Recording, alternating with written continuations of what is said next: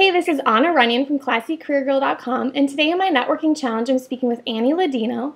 Annie is a fashion stylist and the chief stylist at Shop It To Me, and I'm really excited to speak with her today. So thanks so much, Annie, for being here.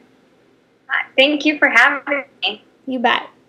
So let's get started. I would love to know, when you graduated from the Fashion Institute of Technology, how you found your first job at Elle magazine. Well, actually, Anna, I was interning since I was 18, my first semester in college. Okay. And so I ended up doing a lot of internships throughout college. And during my internships, I met stylists who asked me to assist them on projects outside of the magazines that I interned for. So by the time I was almost about to graduate, my last semester in college, a friend of mine referred me to a stylist at the time. His name was Josie. And he was actually in between magazine jobs, and I was assisting him on several projects. So at the time, we did various types of jobs, like advertising jobs or work for magazines. So we might have done like a Gap campaign one day, and then the next day we were doing like international Vogue covers. 6 months later, after I graduated, he took a position at Elle magazine and asked me to come with him. So I went to be his assistant at the magazine. Nice. So I get a lot of questions from readers about internships and how to get them. So what would be your advice, since you've had an internship since you were 18, what would be your advice to get an internship? Well, first of all, every time someone asks me that question, I tell them to think of your dream job. Where exactly do you want to be? Where do you envision yourself being after college? And I tell them to aim there, to send in your resume there and apply for an internship at the place that they would essentially see themselves working at after college. Also think about what's most beneficial, where you're going to learn the most. If you want to know more about beauty, I would say go to a magazine like Allure or Glamour, which have a lot of coverage on beauty.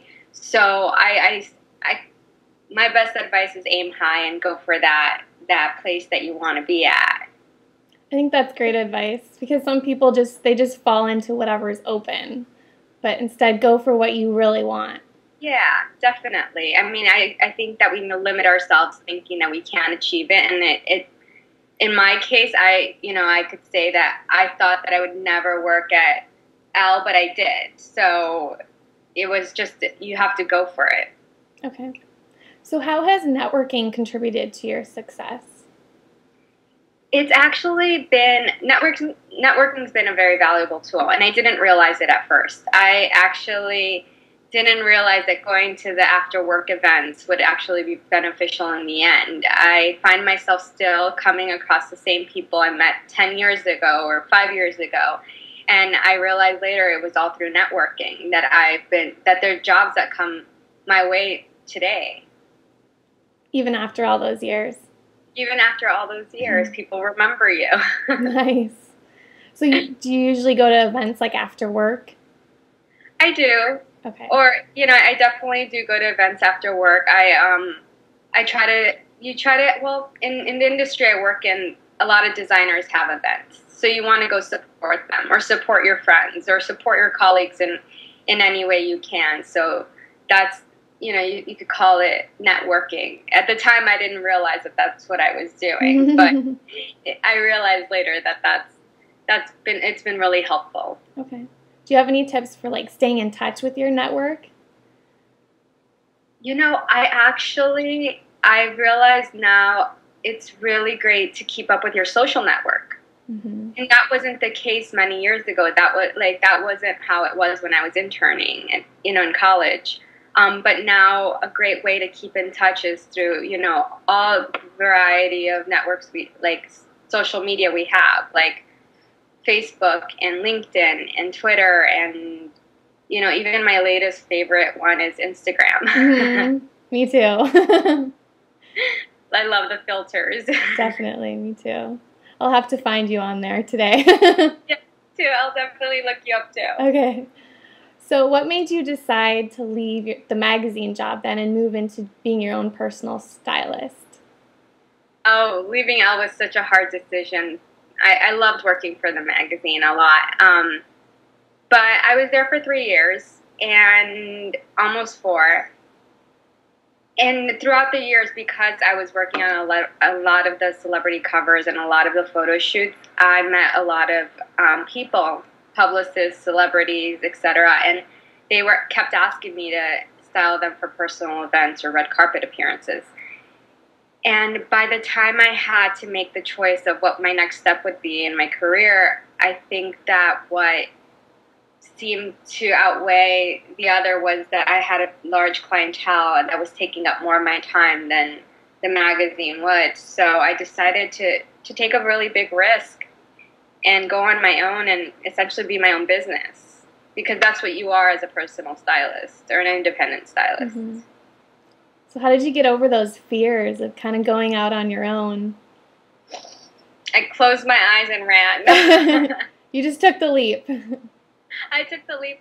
I weighed the pros and cons, and I realized there was more pros. I had a really great support network at the time, and that was something that networking helped with. I knew plenty of people that I felt that said to me, you know what, we have, these projects coming up that will keep you busy and working. And so that was, I think, there was reassurance that I would have work, and that it was a good timing. It was a good time for me to do that. Okay. Yeah, I think you're a perfect example, because I think there's a lot of people that are kind of just stuck in their job, and they want to do something different, but they're scared because they have that fear. So you're a good example of making that leap. Yeah. Well, I always think, don't make the leap without being prepared. And I think that I took time to prepare for it, and it was just perfect timing. Okay. So what's your favorite part of being a personal stylist? Oh, wow. I usually can't pick. You can't pick one favorite part.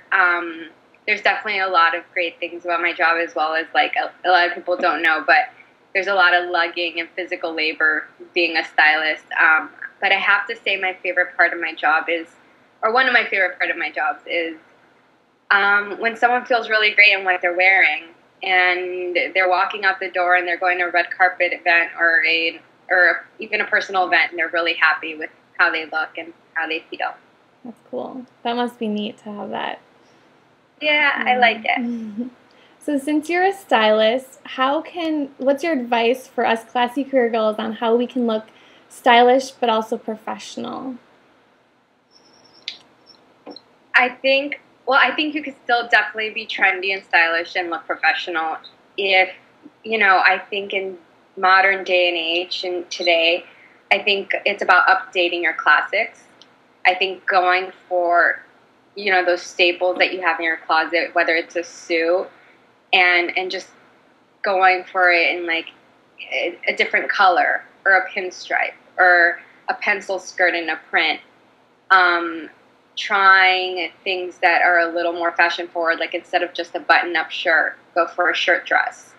And I also, I know this is pounded in our heads a lot. I think it is pounded in my head a lot, but accessories go a long way. So you could update your look with accessories. So try statement jewelry or colored pumps. I think it's all about edging it up a little more with those classic staple things that you have. I love that idea. Great ideas. So this question I ask at the end of all my interviews: what is one thing you wish you would have known as a young professional woman just starting out in her career? Well, I will take it back to networking, because I didn't realize at the time how important it was. And I think it is very important to keep up that Rolodex and the contact list, and keep up with the networks that you create within yourself. You're going to run into people somewhere down the line. I met people in my internship that today I'm working with in some capacity. Once my intern is now someone that a VIP, VIP celebrity publicist. So I work with her a lot. So you have to keep that up, because you don't know where or how you're going to run into someone. So it's something I've learned. And I really always genuinely tell people that hard work does take you a long way.